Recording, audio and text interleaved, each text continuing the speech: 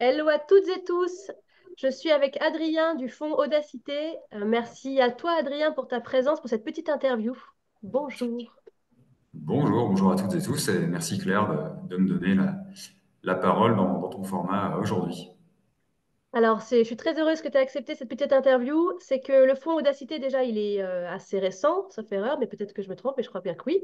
Et qu'en plus, vous allez lancer un appel à projet très bientôt. Et je t'avais proposé qu'on fasse cette petite interview pour décrypter l'appel à projet, pour permettre aux associations qui correspondent à vos attentes de bien se reconnaître et donc de pouvoir candidater. Donc déjà, est-ce que tu veux bien simplement te présenter, quelle est ta fonction et quelle est la cause du fonds Audacité? Voilà, je suis donc Adrien Béat, je suis salarié d'une association lyonnaise qui s'appelle Allier, association lyonnaise pour l'insertion économique et sociale, dont je suis spécifiquement chargé du développement de son fonds de dotation, qui, comme tu l'as dit, est assez récent. En fait, il va entrer en activité, mais il existe depuis quelques années en réalité. Simplement, il n'a jamais été réellement porté et développé. Et je suis arrivé donc, il y a un peu plus de 8 mois pour ce faire, avec un appel à projet qui aura pour thématique l'insertion sociale et professionnelle et la lutte contre le décrochage scolaire. L'un et ou l'autre. Voilà, l'idée étant, avec ce fonds de dotation, de soutenir financièrement et en compétences, si possible, des porteurs de projets à Lyon.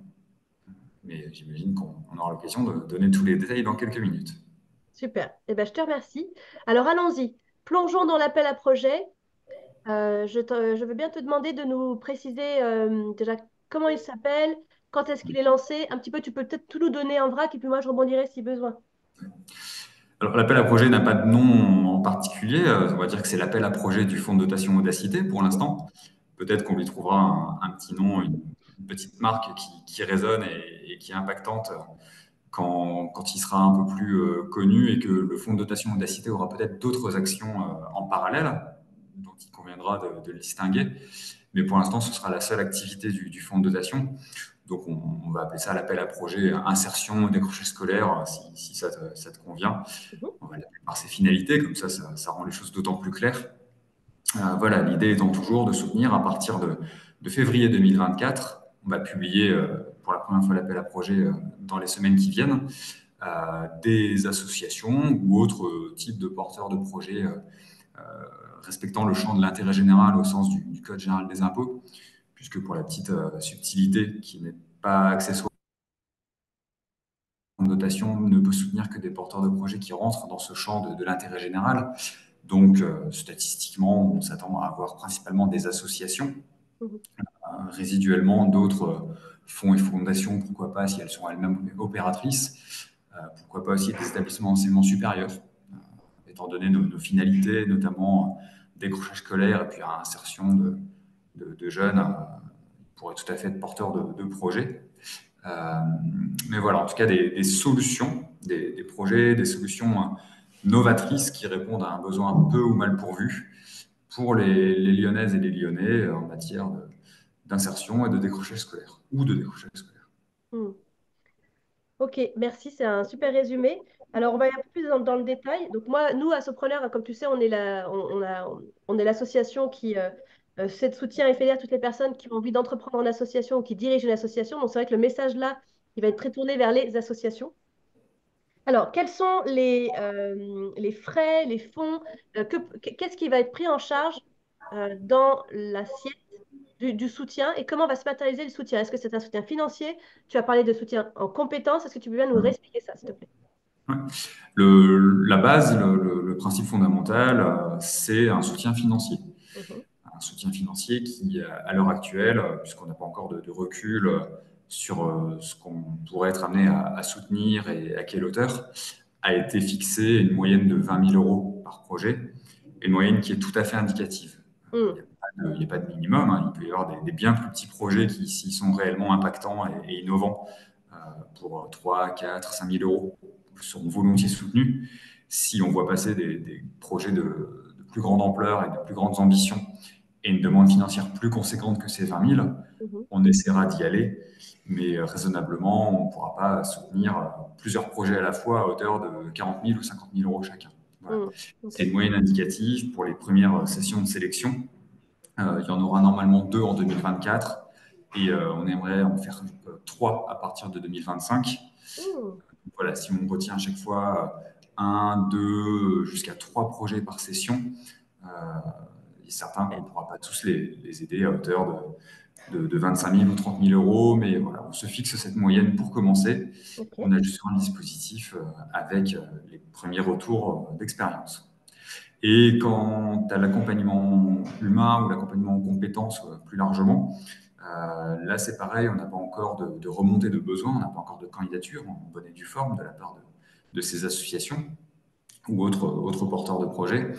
Euh, mais on va essayer de structurer des formats, des programmes avec les mécènes et partenaires qui voudront bien participer à cette aventure avec Audacité pour avoir une offre lisible, différenciée et différenciante par rapport à ce qui existe sur le territoire lyonnais.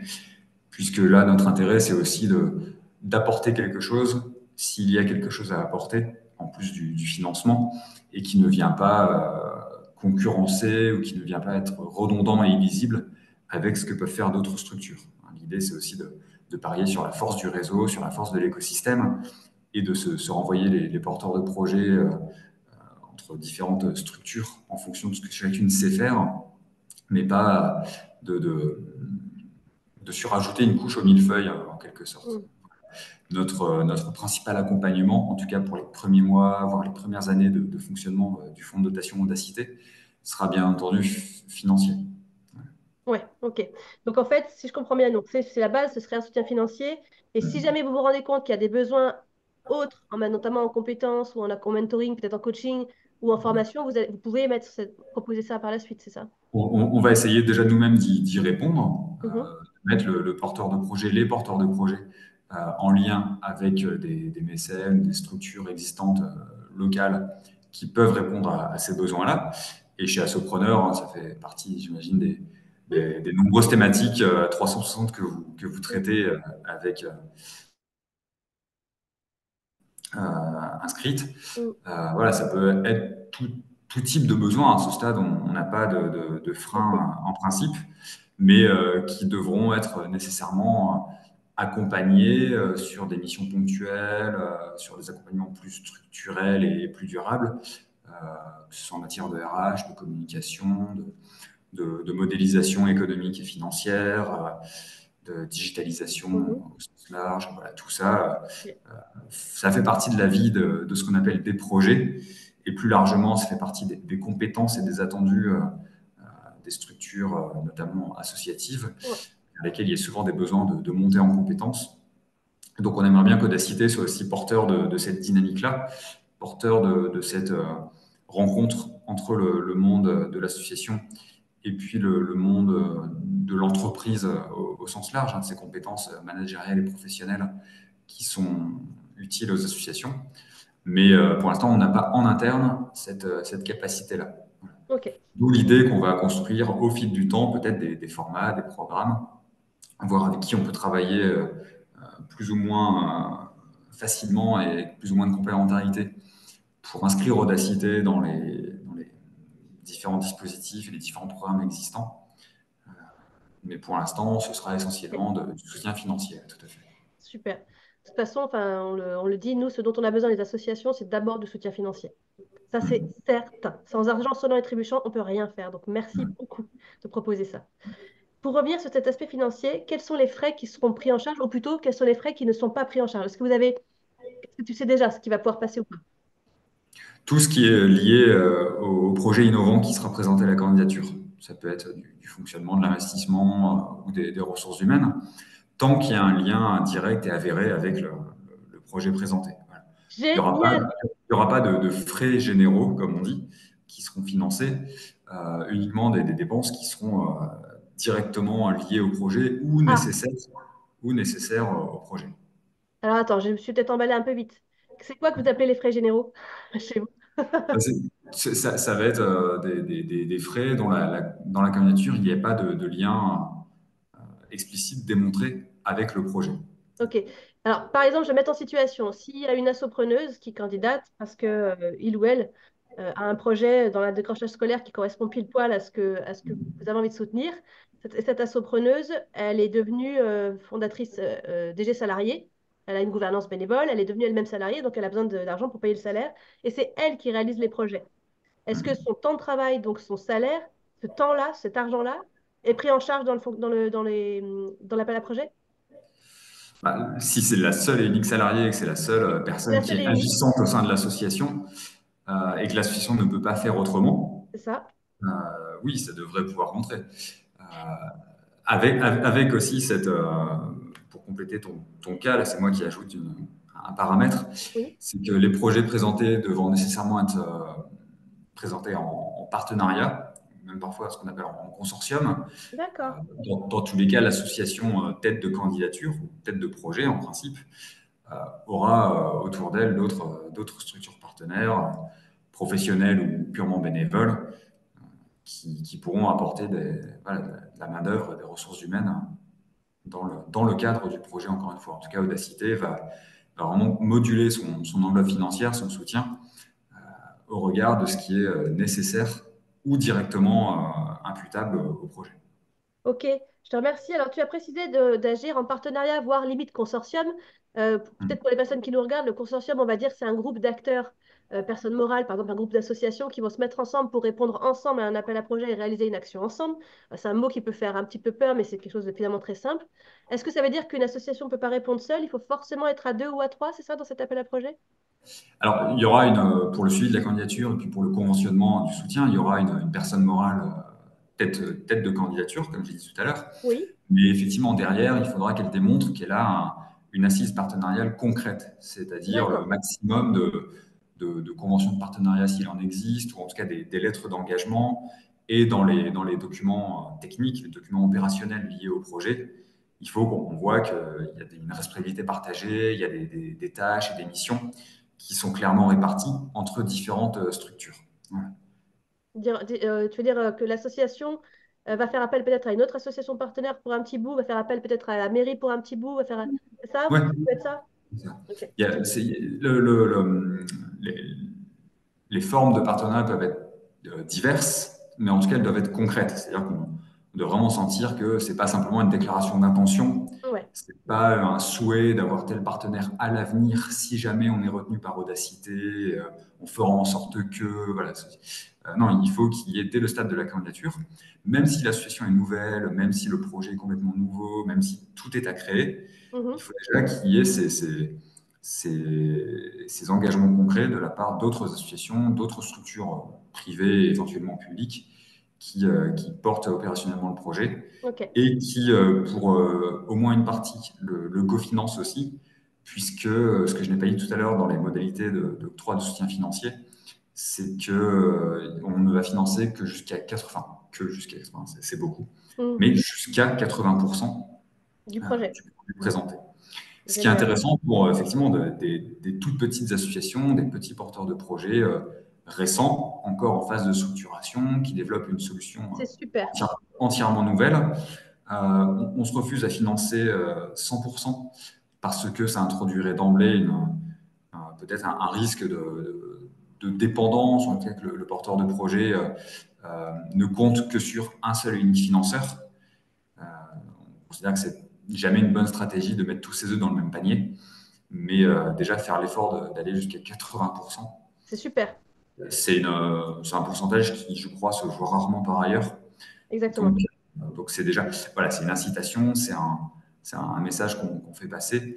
Pour autant, on se refuse à être trop restrictif parce que ça irait à l'encontre de notre ambition. Au contraire, l'idée, c'est de faciliter l'émergence d'un maximum de solutions, en tout cas d'en détecter le maximum, quitte à les diriger vers d'autres structures financeuses ou Mhm. d'appui au développement. Euh, mais voilà, l'idée, c'est pour susciter cette innovation sociale et puis pour apporter un message positif, on n'est pas non plus trop restrictif. On a des Ok. conditions, on a un cadre, mais après, il ne Super. faut pas non plus trop manier le bâton. Sinon, Mhm. Et alors, autre question, est-ce que dans ton esprit, dans ta vision, est-ce que les associations, hein, je veux dire, soutenues une fois pourraient peut-être être soutenues de façon pérenne ou est-ce que c'est vraiment, a priori, toujours des associations différentes au fur et à mesure des années? Comment tu vois les choses là-dessus? C'est un peu des deux. C'est-à-dire que, en fait, une association ne pourra pas être lauréate deux fois de l'appel à projet Audacité. Par contre, le soutien, il est octroyé sur un an minimum et jusqu'à 3 ans maximum. Donc, D'accord.